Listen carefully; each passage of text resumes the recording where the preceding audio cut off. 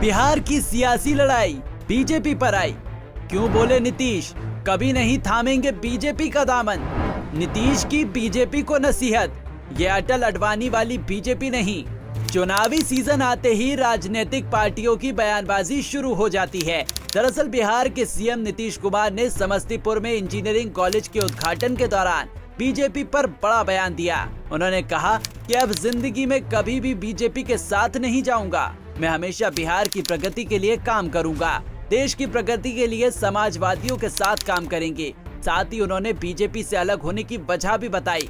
CM Nitish Kumar ने कहा कि मैं 2017 में बीजेपी के साथ इस उम्मीद से गया था कि वो अटल जी, अडवाणी जी, जोशी जी के उत्तराधिकारी हैं और लोगों के लिए काम करेंगे, लेकिन उनका आम लोगों से कोई लेना देना नहीं है, इसलिए मैं उनसे अलग हो गया। अब बिहार में समाजवादी सरकार है, हम बिहार के साथ साथ देश को भी विकास के रास्ते पर लाएंगे। दरअसल 10 अगस्त को नीतीश कुमार ने मुख्यमंत्री और आरजेडी नेता तेजस्वी यादव ने उप मुख्यमंत्री के रूप में शपथ ली। सीएम के रूप में ये नीतीश कुमार का 8वां कार्यकाल है। हालांकि नीतीश कुमार ने इससे पहले बिहार विधानसभा में कहा था कि मिट्टी में मिल जाएंगे लेकिन बीजेपी के साथ नहीं जाएंगे, लेकिन उन्होंने बीजेपी से 2017 में ही हाथ मिला लिया था और बिहार में एनडीए की सरकार आई थी, जिसके बाद फिर 2022 में उन्होंने महागठबंधन के साथ सरकार बना ली। इंजीनियरिंग कॉलेज के उद्घाटन के बाद सीएम नीतीश ने बीजेपी पर जमकर हमला बोला। उन्होंने कहा कि बीजेपी सिर्फ समाज में झगड़ा लगाने का काम कर रही है, उसे देश के विकास से कोई लेना देना नहीं है। हम सभी ने मिलकर देश की तरक्की के लिए काफी काम किया है, लेकिन आज केंद्र में बैठे लोगों को विकास से मतलब नहीं रह गया है। अब जब फिर से बिहार में महागठबंधन की सरकार बनी है तो फिर लालू यादव को फंसाने के लिए साजिश रच रही है। वहीं जेडीयू अध्यक्ष लल्लन सिंह ने पीएम मोदी के खिलाफ विवादित बयान दिया है। राजनीति में ऐसी मान्यता है कि चुनाव हो और राजनीतिक पार्टियों की बयानबाजी ना हो, ऐसा संभव नहीं है। लल्लन सिंह ने कहा कि पीएम मोदी डुप्लीकेट पिछड़ी जाति से हैं। साथ ही पीएम और बीजेपी को बहरूपिया बताया। भारतीय जनता पार्टी का जो चरित्र है ना, वो चरित्र बहुत गड़बड़ है।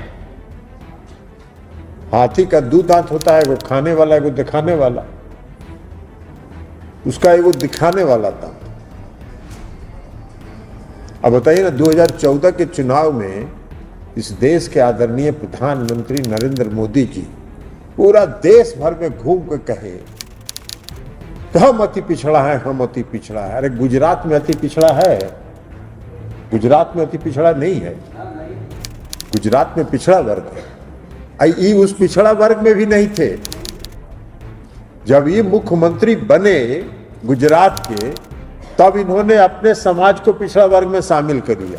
इतना डुप्लीकेट है, या ओरिजिनल कहां से आता है? अभी डुप्लीकेट आदमी घूम घूम के पूरा देश भर में कह रहे हैं कि हम अति पिछड़ा से आते हैं। अभी आप बोल सकते हैं, हम नहीं बोलते हैं, हम डुप्लीकेट कर रहे हैं, इसलिए है नहीं। लेकिन आप कहते हैं वोट के लिए कुछ भी करते हैं। अब आजकल देखते नहीं है